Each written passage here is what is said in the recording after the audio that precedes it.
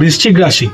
বৃশ্চিক রাশি 2026 বৃশ্চিক রাশির রাশিগত বর্ষফল আজকে আপনাদেরকে বলবো অতি সংক্ষেপে। বৃশ্চিক রাশির অধিপতি হচ্ছে মঙ্গল।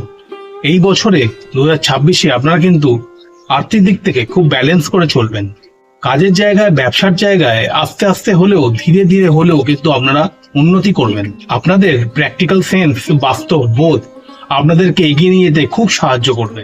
আপনাদের মনের মতন যে আকাঙ্ক্ষা আছে সন্তানের প্রতি, চাকরির দিক দিয়ে বলুন বা পড়াশোনার দিক দিয়ে বলুন, ততটা সেই মাত্রায় কিন্তু আপনারা পাবেন না বা সে পাবে না। সেই সন্তান কিন্তু যতটা বেশি এই বছরে সাফল্য লাভ করতে পারবে না, তার থেকে একটু কম হবে।